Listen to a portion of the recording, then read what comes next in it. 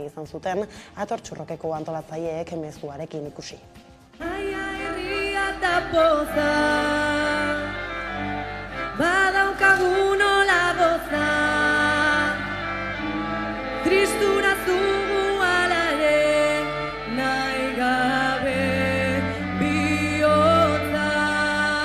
Gertuago zaudetelako, baina gu ere gertuago gaudelako. Azken presoa etxean egon arte ez gara geldituko. Etxean edan nahi ditugu elkarrekin, denak zuk barrutik nik kanpotik dira, herria indartzen ari da, lehenbaien ekarri behar dira, presoak Euskal Herrira. 20 kilo baino gehiago kalduta, vitaminen gabezia, negurako arropa egokirik ez, edota ziegan aireztapen arazoak dira. Pablo González euskal kazetariak abendu hasieran, Free Pablo plataformari bidalitako gutun batean zehaztu zituen egoeretako batzuk.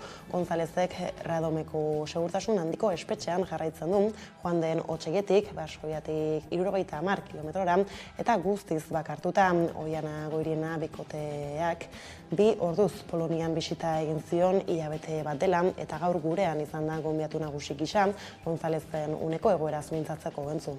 Abokatu Barrisek sartu dugu zela kasuen, injarra moteko, aporroa presiño gehiago itxeko, perfil tekniku hau edekoe, arazo hauetan, penaletan da, zaildu hauek diz, eta alde horretatik bai, aldatu da, izen be, gu ustaietik onagabi zentzuten, bai, eukiko zue bizitateko aukeri, helduko da, esan heltzen, eta honek sartu dizenetik, handi gitxi-gitxire heldu da bizitan juteko, bai, bine orduan, bai uste guzosar aldatu dela, ikuspuntu horretatik. Bestela beran legezko egoerin ganin ez da esar aldatu. Bera, behin mineko espezialdi zen dau, 3 hilabete gehiago bituz, otsailen askanera arte, eta gero ikusko da.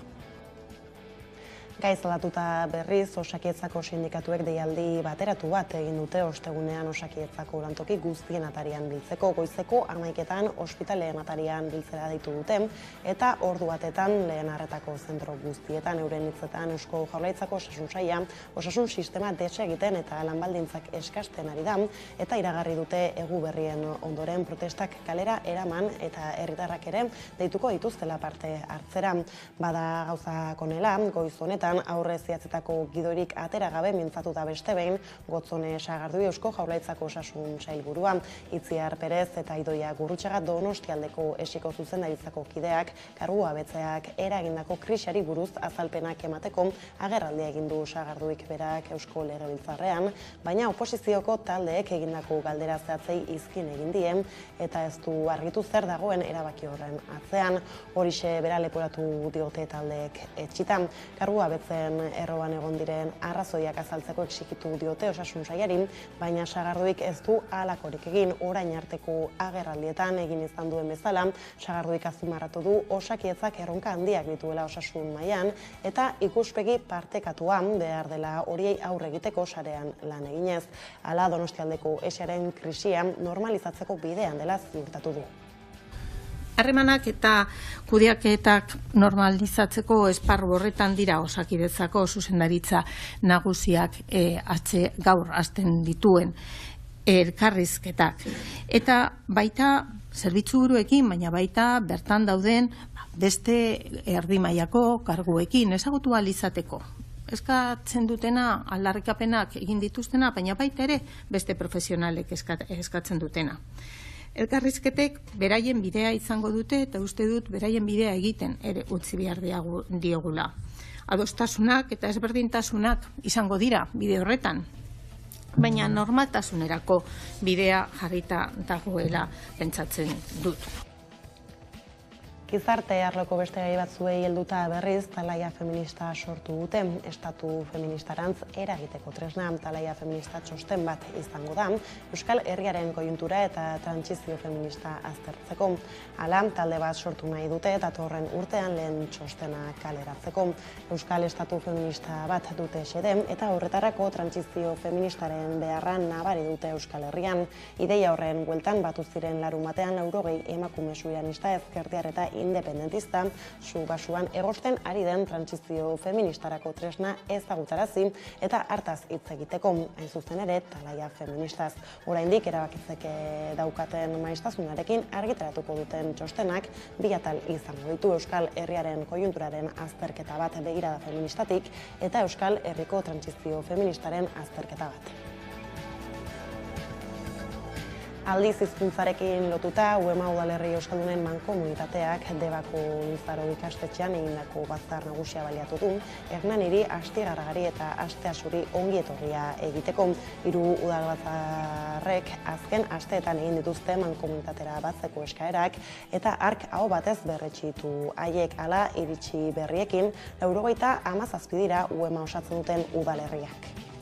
Hernaniko udala, UEMA, udalerri euskaldunen mankomunitatean sartzeko proposamenaren aldeko botuak, EH Bildu, EAJ eta Elkarrekin Podemos orain Hernani udal taldeak, kontrako botua ez dago kontrako boturik eta abstentziak Alderdi Sozialista udal taldeak. Badasteneko lerroburuak aipatuta, helduti zaiogun eguneko argazkari bueltan 3. bertso txapela nagusia poltsikoratu du Maialen Lujanbiok Aiera Durreta. 3. Maialen Lujanbiok txapela jantzi du. Amets Arzaiuzen aurka buruz burukoa jokatu zuen atzo igandean 2009an eta 2013an bezala. Bertsolari txapelketa nagusiko final gogoangarria izan da, Iruñeako Nafarro Arenan ospatu dena 13.000 bertsozale lagun zituztela. Lujanbiok 2.240 puntu lortu ditu eta Arzaiuzek aldiz 2.176. Buruzborokoaren atean gelditu dira urrunez urrun Aitor Mendeluze, Sustrai Kolina, Alaia Martin, Beñat Gaztelumandi, Nerea Ibarzabal eta Joanes Jarregi. 350 bolondres eta hilabetetako lana behar izan da 5 urteko itxaraldiaren ostean bertsolari txapelketan nagusia berriz ospatu ahal izateko. Euskal kulturaren hitzordu garrantzitsu honen inguruan bertsozale elkarteko lehendakaritzako kide den Xabi Igoarekin mintzatzeko aukera izan genuen atzo eta laxe aritu zen aurtengo berrikuntzez Sandra Urra lankideak elkarrezketatu zuen. Aldaketa nabargarria, urten Iruñan lehenbiziko aldiz txapelketa nagusia ospatu da. Zer esan nahi du honek, ez? Aldaketa bat da historian ere. Bai, bertsolari gaiek ere aipatu dute, ez? Badu kutsu politiko bat ona etortzeak, zorionez holtzan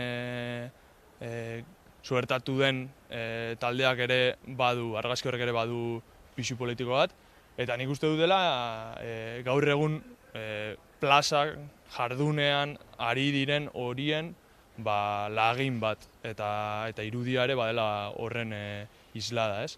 Eta Iruña zer esango dugu, 13.000 pertsona, Navarraena, etxean bezala, posik. Aipatu duzun argazki horretan ere,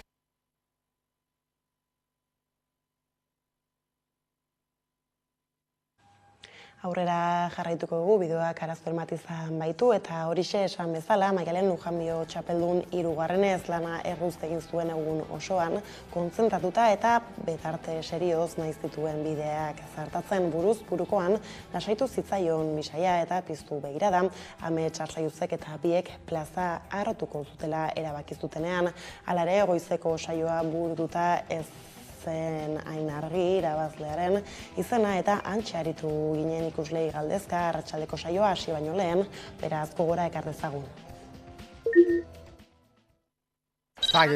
Maila oso altuan iruditu zaizkit guztiak eta giroa eta oso polita. Niri gehien gustatu zaiena izan da Alaiaren bertsoa, Irribarrearen bertsoa. Oso ondo, ez dakit, oso polita izan da bertsoa, nola esplikatu duen sexuaren inguruan, baino zaintzatik ere. gustatu zait. Bueno, nabarmendu gehien bat 8 nivela, mailea. Eta, bueno, berso momentu puntualak egon die, hauek txarrago, baina, gehien bat ni dezakako nuke 8 mailea hori gaurko honen dauna. Lehen hau batetik 8 egote zan koskaiko hain ez daula. Berdintasun handio, 8 artean da askota ez dakizu. Geo txapela bate jantziko, baina, ez besteke intzikian Hoixenik. Gauza bea ez, garai baten igual erresago ikusten zen duen kiniela asmatzea erresagoa zan, aurten ere ditu kiniela noski, baina niretzat pozgarri edana da, hor dauden 8etatik edozeinek irazten badin badu gaur ere, ni enau harrituko. Eta oantxe egin topo baita Oiana Igoranekin, Julio Sotorekin, bikin egon naiz, eta 8 behar dute, baina egon zitezken hor elasai. Eta zoragarrie hoi da, zen maila daun, eta bueno, eta gero giro hau, ez du egunero bizi, orduan, bueno. Gehien gustatzen ariketa edola azkenekoa izan da, ganbararen ariketa. Interesgarri iruditzen zait, azkenean bakoitzak ze gaietikan jotzen ikusita, dena gai berdina izan da. Eta hori interesgarriena hori, azkenekoa. Bueno, nik uste dut, hasieran kostatu zaila igual pixkot sartzera, zen erreixa, eta gero ja behitik gora daudela, eta bakarkakotan egon direla hobekien edo gozatutela gehiago. Eta asteburuan jasotako ez aipatu dugu ere Atortxu Rokek 27. edizioa bete du asteburu konplikatu batean Aiara Dorreta. Aurten bai, udako Atortxu Rokaren ostean 4 aiztara zabaldu dira Euskal presoen aldeko aldarriak Atarrabian. Pandemiaren etenaldia aparte urtero Atortxu Roka ospatzen da Atarrabian eta aurten 27. edizioa antolatu dute. Abenduaren 17an antolatu dute edizio hori eta 17 talde oholtza gainera igo dira. Gertu ditugu, gertu haude Lelopean antolatu dute aurtengo edizioa eta izan ere lanaldia du atzetik musika jaialdi honek eta horretarako 800 voluntario baino gehiagok parte hartzen dute musika jaialdia posible egiteko. Hala ere Atortxu Roka musika jaialdia baino askoz gehiago da, elkartasun jaialdia baita. Jendez gainezka egon zen ekitaldi batean, dispertsioaren kontra pertsonatik pertsonara egiten den lana goraipatu zen 27. Atortxu Rok jaialdian, Xotxil Karasa Torre izan zen, aurtengo mezua irakurtza arduratu zena espetxetik begira zuen aitari, Juan Ramon Karasa Torreri zuzendutako hitzak izan ziren. Izan ere dispertsioaren kontra egin den lana eta oraindik geratzen dena irudikatu nahi izan zuten, antolatzaileek mezuarekin Aitor Agirrezabalek azaldu zigun. Lema gertu ditugu, gertu gaude ez da, bada, izan egeroz eta gertuago ditugu presoak etxetik, zenbat atortxu gehiago beharko ditugu, gehiago errepika ez dadin. Zero esatea gustatuko litzaidak ez, baina esan oraindik lana badago. Gertu horrekin adierazin nahi izan duguna hori izan da ez, urrats oso garrantzitsuak eman dira. Atzo bertan ere ezagutu genituen beste izen batzuk, Euskal Herriratuko dituzten beste preso batzuk, eta gutxi dira, kopuru osoaren artean gutxi dira Euskal Herriko mugetatik kanpo dauden presoak, baina gutxi izan da ere asko dira, gehiegi dira. Beraz, helburua zero, zenbaki hori zero izatea da, ez? Beraz, gertu gaude helburua lortzetik, baina gertu egoteak berak esan nahi du oraindik ere oso urrun gaudela. Azken urratxe garrantzitsuena falta egiten dela. Eta aldi berean esan nahi duguna gertu horrekin da Euskararen beste adiera horrekin prest gaudela urrats hori emateko eta prest behar dugula jendea. Orain arteko urrats guztiak ez dira inertzia zeman. Eman dira jendeak egin duen lan guztiagatik, kolektibo ezberdinetan, herri auzo dinamika ezberdinetan, eta orain arte edo egin den bezala, hemendik aurrera, falta den urrats hori emango da jendeak apretatzen jarraitzen badu.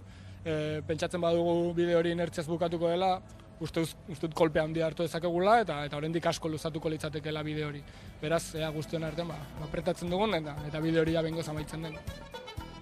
Urtez urte Euskal preso politikoen dispertsioari aurre egiteko etekin ekonomikoa ateratzeko lan eta lan ibiltzen dira Atortxu Rokeko antolatzaile eta bolondresak aurretiazko lana eta auzolana premiazkoak dira, musika eta elkartasun jaialdi hau aurrera atera ahal izateko. Ikus ezagun jarraian nolako giroa jasozten larun batean Atarrabian egunean zehar.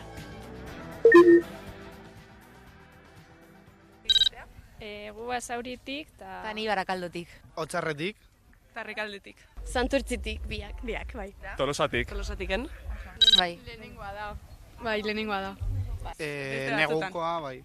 Bestean ez. Normalean udara juten gara. Udakora. Bai, beste batzutan egondakoa, ja. Bueno, ni etorri nintzen pandemia aurreko atortxura baita ere, baina bere lehenengo atortxua da. Bai. Urtero etorri izan geha, bai Udarako udarako eta nebaita indanan, eta neguko nebaita. Ez dakigu, sin más, osea, nahi genuen etorri eta zegatik ez da kauza besteko eta boiatzeko eta holan. Ohituragatik edo, bueno, festa dago, pues, barrura, eta baita ere dekon importantzia eta garrantziaren gatik baita etorri gara, azkenean euskal presoak etxera rebindikatzeko. Bai, azkenan da, bai, ekimenak daukan, berez, izan nahi eta atzedia datorrena, eta berez ekimena. Bueno, euskal musika gustatzeko leku aproposa dela uste dugulako, eta jende gazta datorrelako, eta hola. Bueno, elkartasuna adierazteko, hori lehen da dizit, eta gero baita ere ondo pasatzeko, lagunekin egoteko, eta beste giro baten. Ni brigade. Ni baita. Eta Merina Gris, bai. Eta Tremenda Jauria. Eta danak. Bai, Segismundo Toxikomania. Ni egia zonda ez dakit. Hartu dut orain programa zer nahi gogoratzen askotaz. Ez dakit, egondakoa, pertindu ez da egia zonda. Ez dakit. Nahiko ditugu. Bai, nahiko ditugu. Adibidez, bulego. Eskakeitanen jira amaituko da urten, orduan eskakeitan baita ere, Tremenda Jauria, bulego, ez dakit asko daude. Tremenda Jauria. Eta ez dakit, denak dira talde honak. Egia esan, urtero oso talde honak ekartze dituzte, así que... Oso goiza horretako, Oso goiz ez dute dan, así que ondino ez. Gero harrapatzen badin banauzu bai, baina ez totzut ez prometiuko. Bai, gero harrapautu eta abesteko du fijo. Ez que oso gaizki kantatzen dugu, ez betu. Bai, oso gaizki kantatzen dugu benetan. Joder, Betica, no voy a dormir contigo esta noche, si me puedes llevarme en tu coche, no puedes hacer nada que me convenza. Adortxurroken bueltakoak ala bada euskal presoen bueltako besterik etxerat elkarteak jainerazi duenez badintzapean aske utzi dute Albaro Barri Pascual preso alortarra 27 urte egin ditu espetxatuta eta azken hilabetetan etxean bete du zigorra 3. graduan. Espainiako espetxe zuzendaritzak 2020ko maiatzean iragarri zuen Castellotik Burgosera leku aldatuko zutela. Orduan lehen gradutik 2. ere aldatu zuten. Aurtengo apirilean berriz espetxe zuzendaritzak Harriri 3. gradu emate onartu zuen eta aldaketa horrekin batera Euskal Herriratu zuten Basaurira. Urrengo urratsa izan da baldintzapean aske uztea preso alortarra 1985ean espetxatu zuten eta 30 urteko zigorra ezarri zioten 2018ko ekainean bete zituen zigorraren 3 laurdenak. Eta horrez gain Espainiako espetxe erakundek beste 6 Euskal Herriratzeren berri eman duten Iñaki Krutxaga, Jesus Marietxe Berria, Fernando Elejalde, Fernando García, Patxi Ruiz eta Dani Pastor euskal presoak leku aldatuko dituzte hain zuzen ere datozen asteetan gauzak horrela 14 euskal preso geratzen dira Euskal Herriratu edo haien Euskal Herriratzea iragarri gabe. Beraz, egun dauden 171 euskal presoetatik 135 dauden Euskal Herriko kartzeletan eta 300 kilometro baino gehiagora ordean 33 daude 3. graduan. Gaizalatuta berriz aipatu Lerroburuetan ere 10 hilabete dira Pablo González atxilotu eta inkomunikatu zutenetik orain behin-behineko espetxaldia berriro ere luzatuta urte bete emango du espetxean gutxienez bere bikotekidea entzun dugu Lerroburuetan auzia zein egoeretan aurkitzen den azalduz, baina ez diogu berari bakarrik galdetu afera zentzun jarraian Ane Irazabal nazioarteko kazetaria. Eske dagoeneko hilabete asko dira. Nik uste dut horrelako adibiderik azken urteetan ez dugula ikusi gure inguruan. Hau da, ez dago horrelako adibiderik, ez dago horrelako aurrekaririk. Eta gero eta lotxagarriagoa bilakatzen ari denean, mobilizazio gaitasuna ere handitzen ari da. Claro, kontua da hor, presioa egiteko presioa altu mantendu behar dela. Ze presioa jeisten bada, nolabait Poloniak probetxu hartuko dio horri, ez? Nik uste dut errezena dela esatea, bueno, bai, baina freelance zen, edo etzaukan, baina eske horrelako aurrekora bat sortzen denean, gero atzetik edo zein joan gaitezke.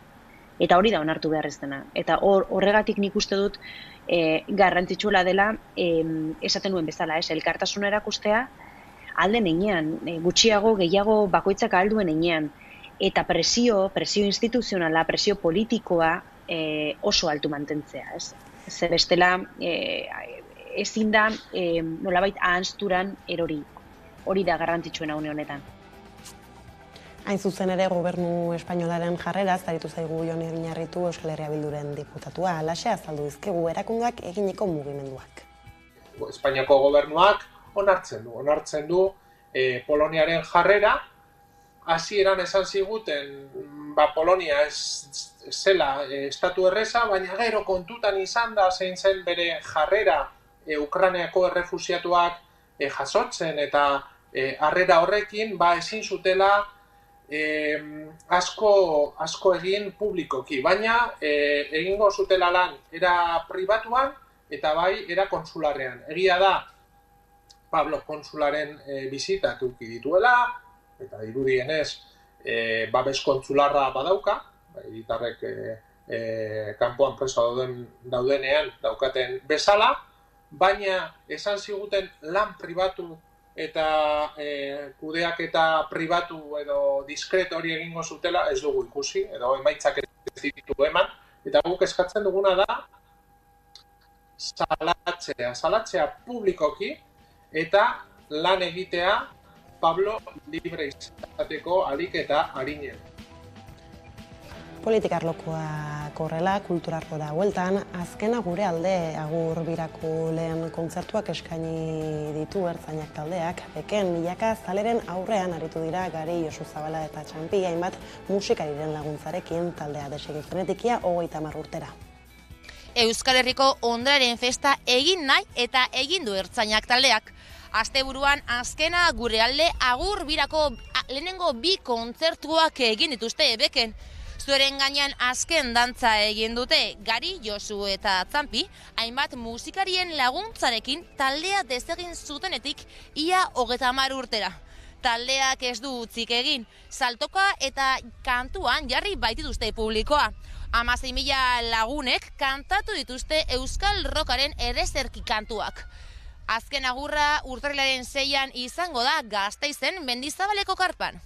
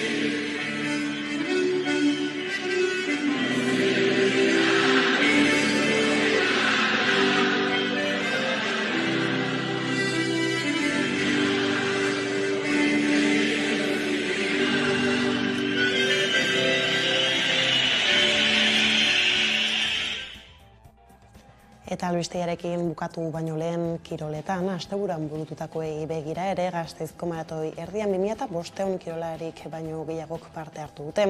Urko Erran gasteiztarra eta Nerea Egia Donostiarra izan dira aurtengo probaren irabazleak.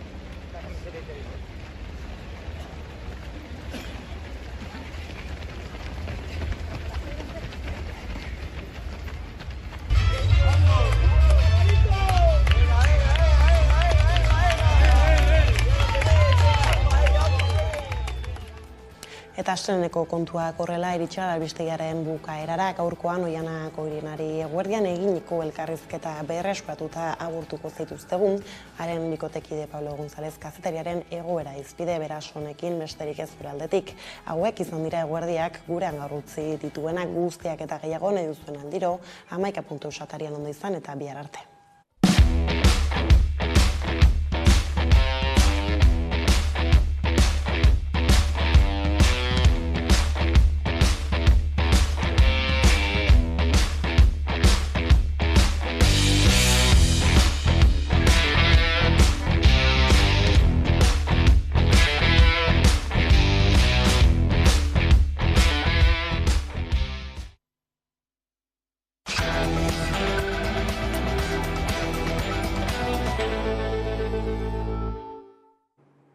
Egunero legez, eguneko elkarrizketari atearekiko diogu, eta horretarako gaurkoan gurekin daukagu Oihana Goiriena, Pablo González Euskal Kazetariaren bikotea da bera, eguerdion. Eguerdion, bai. Eskerrik asko Amaka Telebistara gerturatzeagatik lehenik eta behin, zer modu zaude?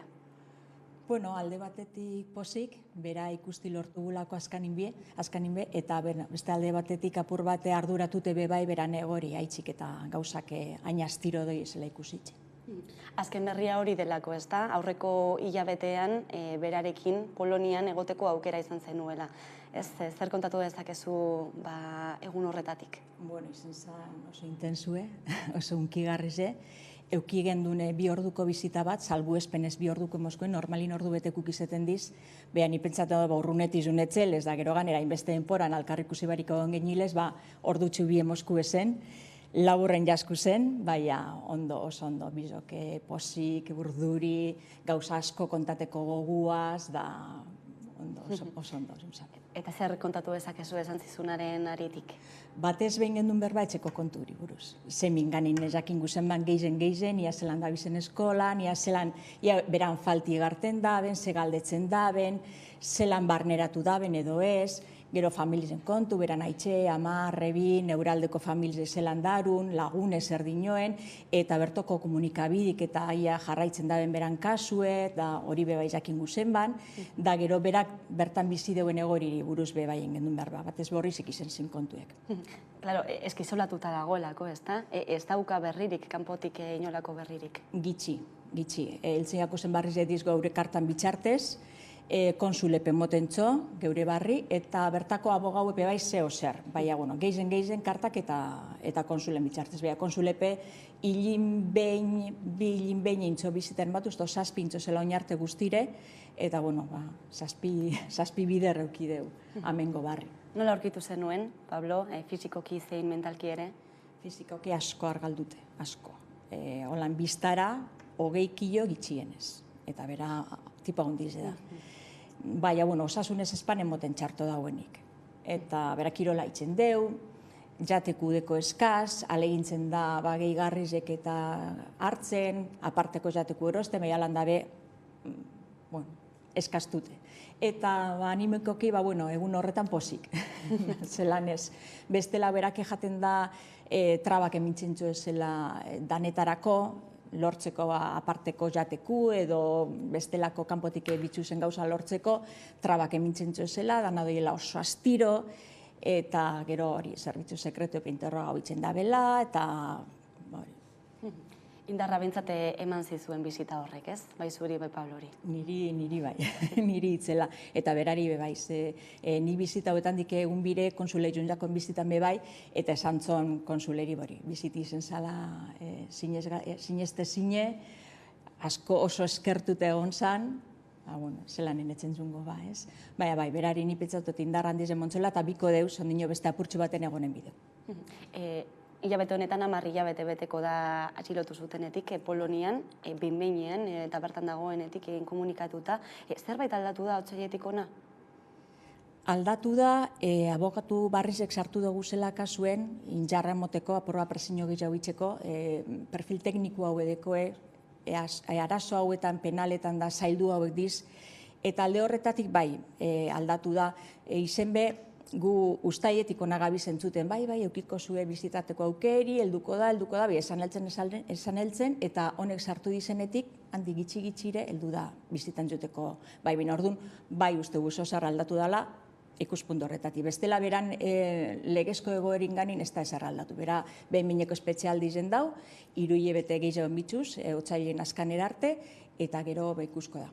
Alde horretatik bardin. Eta isolamenduan jarraitzen du. Bai. Zen punturainokoa da isolamendua, nolakoa da, ziega, konta iguzu pizka bat? Txikitsue, bentana bat badiko, baina ez da ikusten ezer, da itxue edo. Hotza, zantza kalefazinu edo egon badau, ez da biztuten, eta gero badeko kanpora urteteko aukerie, patizo txiki-txiki batera, 7 biderlaometroko patizo batera, berak bakarrik urteten dugu, ez deko beste perso batzukin kontakturik. Egon zan hilabetez beste biko gela baten edo, baina ez dakigu zehaitzik, barriro be pertsona bakarrentzako gelara pasaden, eta bai dau segurtasun maksimoko moduluen.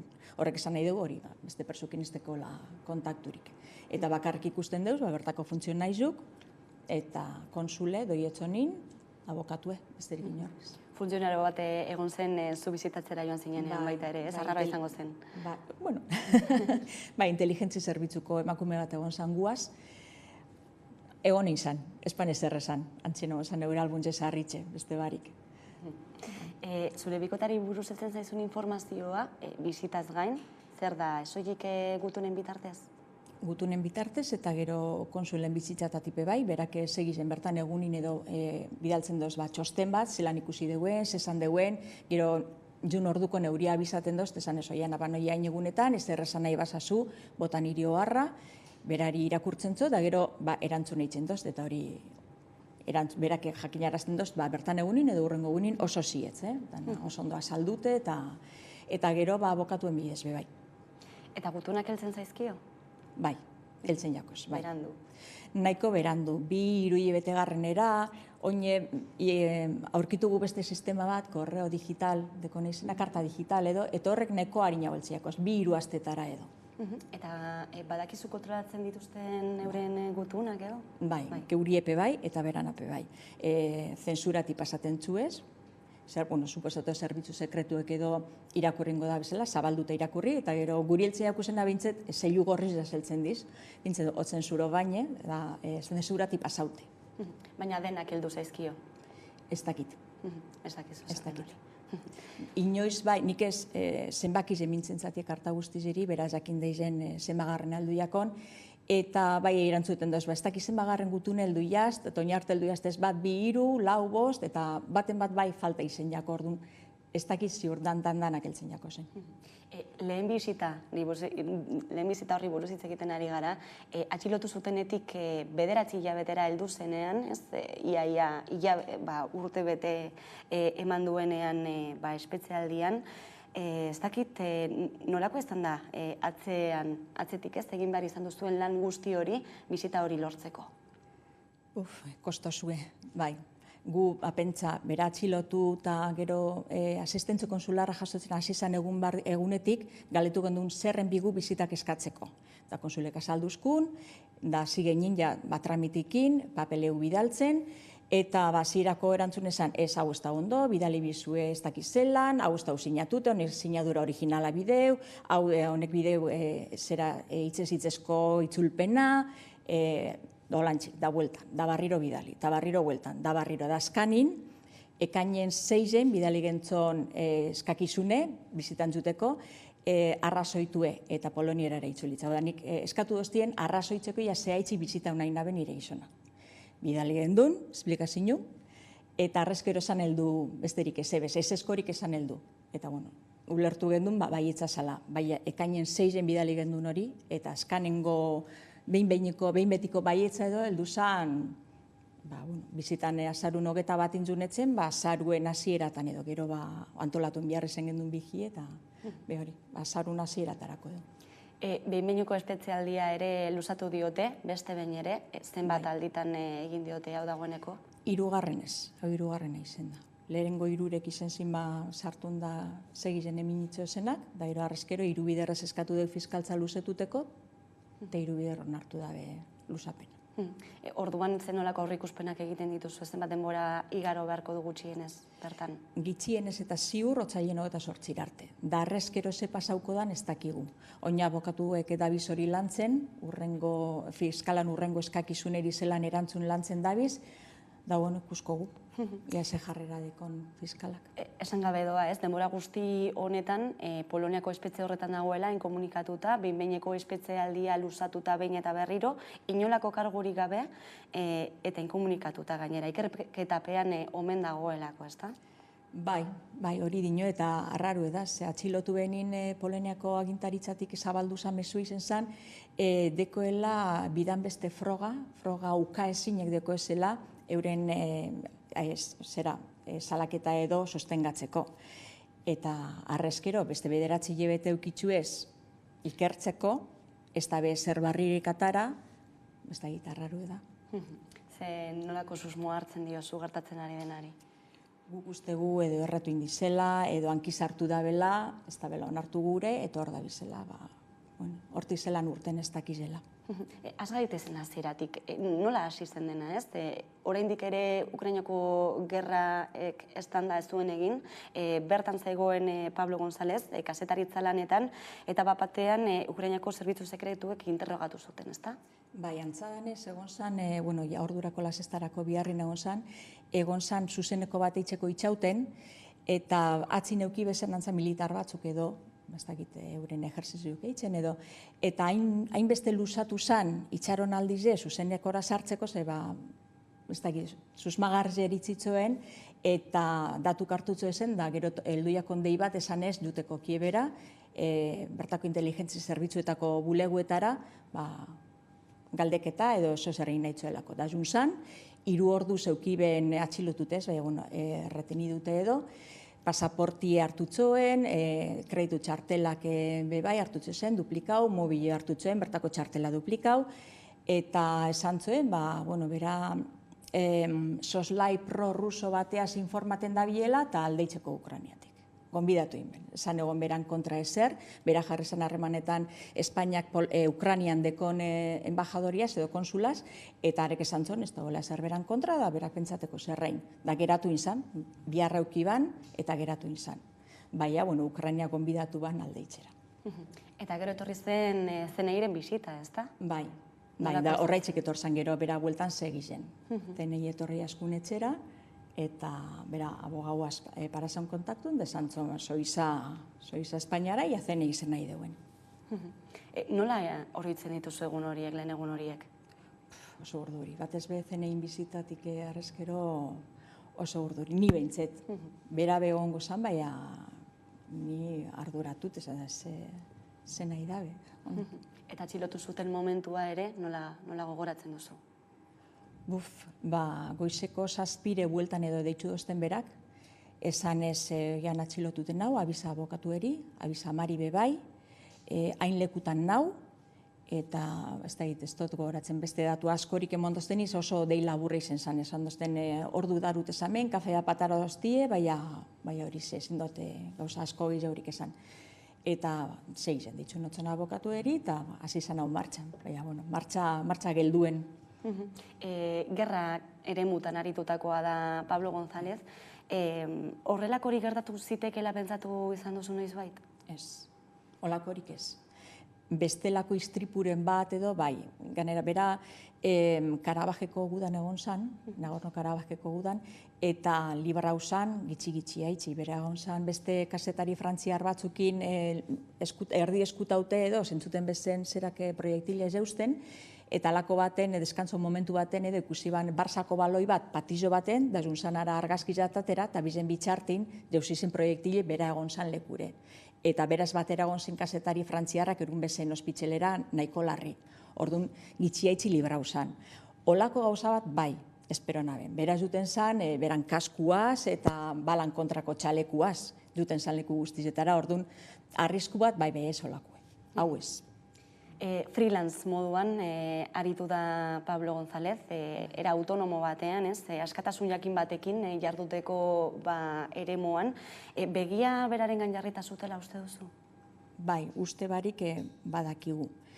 Bera, Donbasen egon zan, 2014 gudaz izaniz, ordutik dator, eta arrezkero ez da 2016 aurrera edo dau lista baten sartunde, George Sorosen Open Society darun zabaltzen dauen lista baten, eta handau prorruso modun zailkatute. Eta guk ustegu arrezkero egondala apur bat jagonda. Zuk esan zu freelance moduen askatasunez jarduteko aukeri dekola, baina igual ez hainbeste. Kontrakoa izan daitekela ere. Bai. Ane Irazabal ere kasetaria da, Pablo González gertutik ezagutzen du, lankidea duelako, laguna ere, eta berarekin aztertu duguen zuzen ere kasetaritzaren alorretik zein nolako dimentzio hartzen duen Pablo Gonzálezen egoerak. Entzungo dugu.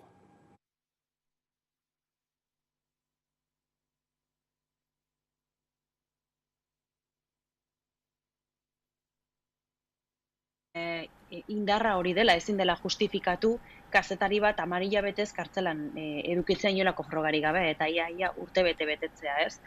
Orduan, garrantzi handia dauka erakusteko nolabait badirudiela maila bateko eta besteko kazetariak daudela. Eta Poloniak horri garrantzia kentzen diola justifikatzeko beste arrazoi batzuk, ez? Eta oso arduragarria da, baina oso arduragarria da ere bere herrialdearen partetik ikusten ari den jarrera, ez? Eta zergatik ez den inolako erantzunik izaten ari.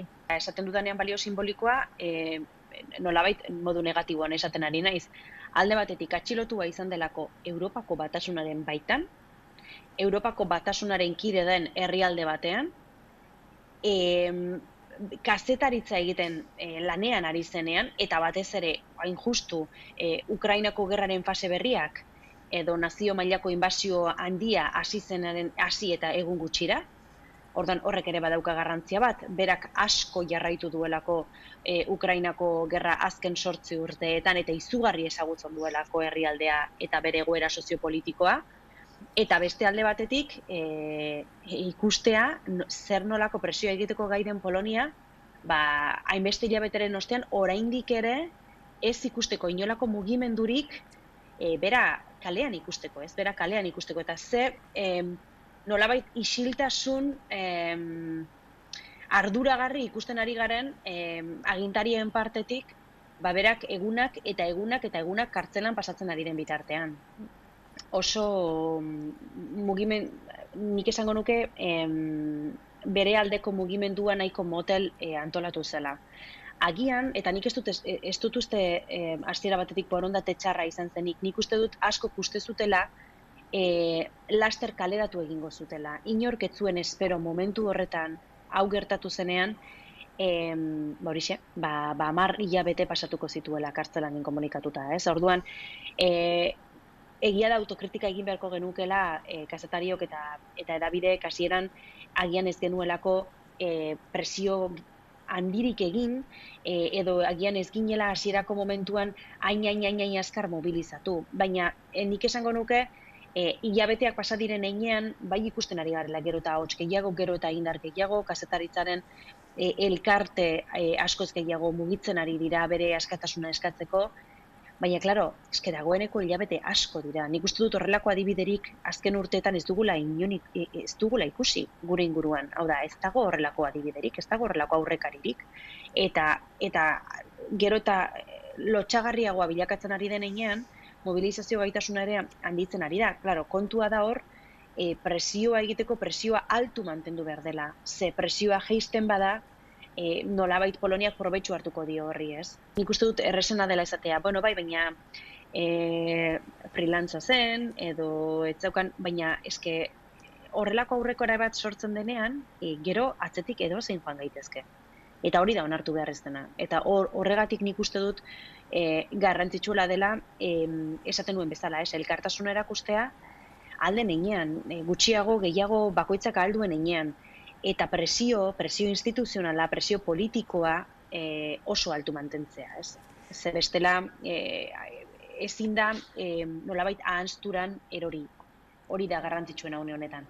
Poloniaren partetik garrantziak kentzen ari direla. Irazabal kazetaria entzun berri dugu, azpimarratuta ez zenolako garrantzia duen salatzen jarraitzea kasua, ez? Ahanzturan ez gelditzeko zuk ere partekatzen duzuna, ez da? Bai, klaro, baietz. Eta esan deu berak gauza bat oso garrantzitsua, hau aurrekari bat izen leizela. Da guk hori bai ustegu, dala erderaz esaten dana abiso a navegantes, esati les kontuz, zeintzut izen zure informazio iturrizek, kontuz norazoi esen, kontuz ze esatezun, ze olako gauza bat pasauleki datzu eta inok ez dugu ezer esango. Gonzalo Boye da bere abokatua, zu ere zaudela egunero kontaktuan berarekin, zer azaltzen dizu berak? Bueno, kasu hori buruz berak ezin dugu gauza askorik esan, ez berak, ez abokatu polakuek, sekretu pindau, zer esaten bada be Eurepe lege arazuk euki altzu ez, baina, esaten duguena da, berape olakorik ez duguela zautu. Ondino berari iztotzu itxi, Pablo ikustera juten. Eta hori dino berak ez tala pasaten inunbez. Berari ukatutie, abokatu modun, Pablone ordezkaritza izetie.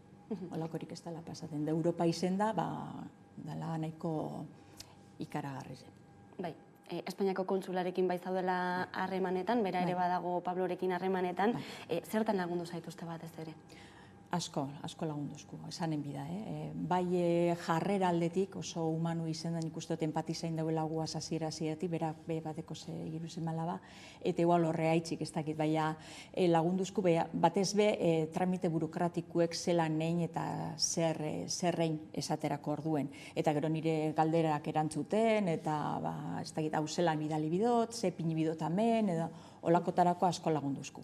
Baina beste muga batzuk ere ezin ditu gainditu, ez da? Ez, bera, arlo politiko, edo presiño politikue ezin deuen. Presiño administratibue bai, apur bat, baina berape eskuduntza mugatu edekoz. Eta presio politiko horretaz ari garela, nola baloratzen duzu Espainiako gobernuaren jarrera? Bueno, apur bat epela, gure gusturako oso epela. Hasieran be Álvarez ministrek urteman esaten bai eta Pedro Sánchez lehendakariz epe bai, eure babestu itzen dabela Polonian jarrai bidie, Polonian lege araudiz babesten dabela, Espainiako araudiz babestutie gustako lekidatzen moduen, eta oina eskanengo esan deuena da, eskatuten dabela, epaiketa bat izen deizen, hainbet harinen, baina Poloniak beran investigazio amaitzuta gero. Oinzen denpora bideuen Poloniak investigateko, ikerketan segiteko, boinarte bederatzi hilabete erabili deuz, ez dugu eserratara, eta holantze segidu aldeu, ez dakigu noiz arte. Orduan, nik uste dut, neure eritzi da, eta neure naize Álvarez ministrek momentu honetan esan biko lekena dala, aizue Polonia esaten zenduen, froga badeko zuezela, eukizu ez beste bederatzi hilabete ikertzeko, ez badeko zuezer barririk, edo kanpora, edo erun epaiketara, epine epaiketa ja. Ez ikerketak amaitzuten zuezenin batezakin noiz. Horiek izan dira bai Espainiako gobernutik azken adierazpen horiek, eta hain zuzen ere, Jon Iñarritu Bilduren diputatua kongresuarekin, berarekin aztertu dugu hain zuzen ere, Espainiar gobernuaren erantzukizuna zein izan daitekeen eta bere jarrera ere zein izan den azken 10 hilabete hauetan. Kazetari bat preso dago Europako estatu baten, bere errugabetasun printzipioa ez da errespetatu. Ikusten ari gara nola behin eta berriro bere aurkako akusazio subjektibo batzuk agertzen ari direla prentzan eta Poloniako gobernuaren aldetik, eta ikusten ari gara nola Espainiako gobernuak errespetatzen duela Poloniako prozesua, honetan esaten dute errespetatzen dutela Poloniako eredu judiziala, ikusi dugunean Europar Batasuna berak salatu duela askotan Poloniak eta Hungriak ez dituztela errespetatzen Europako minimoak justizian. Kaso honetan, ikusten dugunean kazetari bat lanera joan zena gainera Ukrainiako egoera zela eta komunikatzeko, lana egiteko, atxilotua izan zela, eta oraindik ere ez dakigu zergatik dagoen preso. Argi dago estua ez dela ona, guda bat egoten ari da Errusiak erasotu zuen Ukraina, guda hori indarrean dago, zoritzarrez, eta Pablo Errusian jaio zen. Errusiarra da jatorriz, eta nik uste dudana, horrek ez diola laguntzen, ikusita bera jatorriz Errusiala dela, ematen du susmagarria dela bere aktibitatea bakarrik Errusian jaio zelako eta Errusiarra delako. Dago errusofobia apur bat kasu honetan. Frogarik ez dago bere aurka, preso preventiboa dago azkenengo urtean, baina isolatuta, bakarrik euki du emaztearen, oianaren hilabete ezin izan gurasoekin, bere telefonoz hitz egin, eta bakarrik gutuna jasotzeko eskubidea dauka, baina hori, hilabetero edo noizbenka pasatzen dizkiote bere familiak eta bere lagunek bidaltzen dizkioten gutunak. Gure ustez onartezina da Pablo egoera horretan egotea. Eta ikusiko dugu zer gertatzen den etorkizunean, baina ja prozedurarekin Europar legediatik eta estandarretatik arazoak daude. Eta hori argitu behar dute. Eta ikusten ari gara nola, Espainiako gobernuak onartzen du Poloniaren jarrera.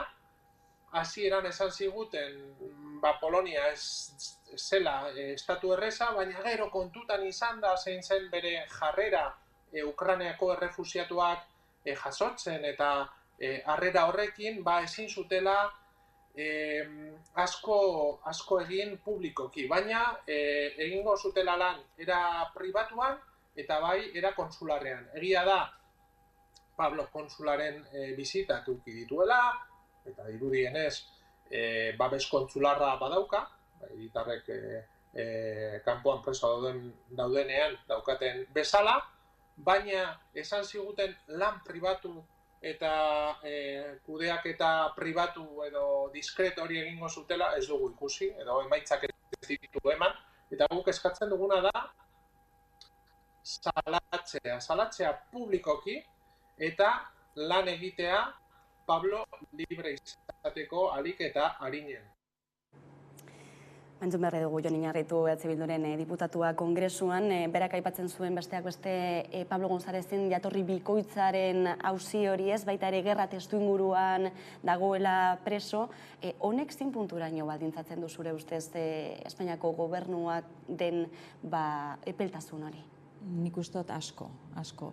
Ez Espainiako gobernuri, ez Europako batasuneko beste zein gobernuri, jatzo interesaten momentu honetan Poloniari zer aurpegiratzie, kexak asaltzie, oinarte bai, salaketak eukitzuz, independentzi judiziala ez daulako respetaten, baina oin inok ez dino ezer. Dabile refusiatu ekartzen eta ganera dau Rusiaz mugan, eskudo moduen edo funtzionaten deu, eta Europariako interesaten Poloniari ezer esaterik momentu honetan. Nipe uste dut gerria maitzu eskero egoeria aldatu ingo litzatekela, baina ez teko horren antzin momentuz. Momentu eta txamponaren bestaldean ere badago ez, presio soziala, zenbat eta zenbat herritar bolkatu diren Pablo Gonzalezen egoerarekin, egoera hori salatzen, animoak zuei ere bidaltzen, ez? Berotasun hori somatu duzue? Bai, asko. Batez be kalien eta hurbileko jentingan asko. Eta gero, komunikabideen aldetik hemen Euskal Herrisen be bai, zelan jarraipen eitzen zazuen kasueri, eta hori eskertzeko da. Herritarren aldetik, zer zanik ez. Berake Pablo pesandozten, esateko danari eskerrik asko, indar handiz emotentzola, jakitxik hemen zenba jente dauen beraz arduratute eta beran aldeko presinu eitzen, eta oso garrantzitsu da. Gero laguntza txikizepe bai eskertzekutiz, adibidez herriko jentik, eskaintzen doztu mik eukitzi, ni olako lekutara etorri lezeteko, hori be eskertu nahi neke. Baita ere Free Pablo González plataforma badago, bertan salaketa lanak egiten, ez da? Nortzu zaudete horren atzean? Bai, hasieran hori sortu ben, beraz masterra hemen kidiek. Pablo Kinban, periodismo digital masterra zerake korreok eta EHUk antolatzen dabena, eta hor alkartu zen ikasliek euretako batzuk sortu ben plataforma hau, eguneratute eukitzeko berari buruz argitaratuten zan guztiz, eta gero eurepe bai sortu da bez edukizek, beran alde, eta euretiz. Da oin, plataforma horretatik abiatute sortu elkartie. Gara Free Pablo González, Asociación Free Pablo González elkartie, eta hor gauz bai neu, bai eure Free Pablokuk, eta beste beran lagun batzupe bai. Elkarte modu sortu gara, bai indar gehiagoaz lan eitzeko beran alde, gero ekintzak antolatu ibadiz be antolatzeko, zemoten du luzera doiela, igual beste elkarretaratzeren bat, edo firma bilketaren bat, eurek abiatu ben hasieran change.org-tik firma bilketa, olako gauzak eitzeko, elkarte moduan antolatu gara, eta gero bebai crowdfunding bat abiatu nahi gu, ze hau hori peluzerako da antza danez, abokatu barriz esartu guz, gaztu gehiago dakar, eta crowdfunding bat eitzeko hori horretarako bebai sortu elkartie. Hori alde batetik eta berri gehiagoren zain, zinmezu bidali nahiko zenuke hemendik Hamaika Telebistatik gizarteari edo instituzioei ere? Ez astuteko kazetari bat dauela Europan preso, inkomunikaute, ezin izen dauela oinarte da amarrile beteragoiz beran semikin berbari pein, eta hori salatuen bidala ez da lonargarriz Europan, eta segiteko babesa emoten, eta aldan bestin jarrepen egitzen komunikabideen bitxartez, eta sare sozialan bitxartez, eta eskerrik asko, danari. Eskerrik asko zuri ere, Oiana Goiriena gaurkoan Hamaika Telebistara gerturatzeagatik, eta guztia gurekin ere konpartitzen.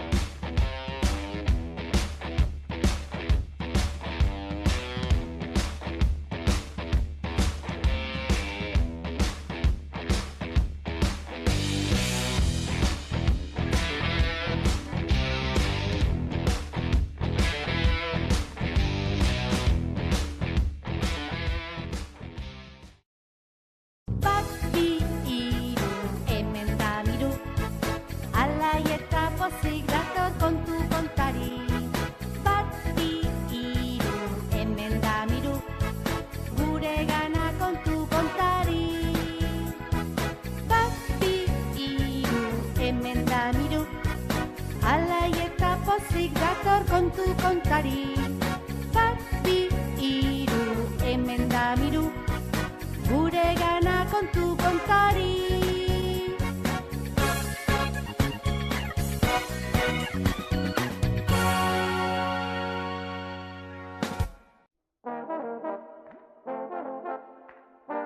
Kaixo, Anabel naiz.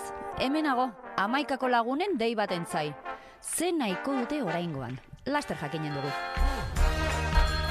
Hirugarren denboraldia? Bale, bai. Banoa! Orain arte Nafarroako herri eta txoko ezberdinak ezagutzeko aukera izan duzue. Baina Nafarroa oso handia da, eta bada oraindik zer ikusi eta zer ikasi. Zatozte gurekin Nafarroairen hirugarren denboraldiaz gozatzera. Guazen!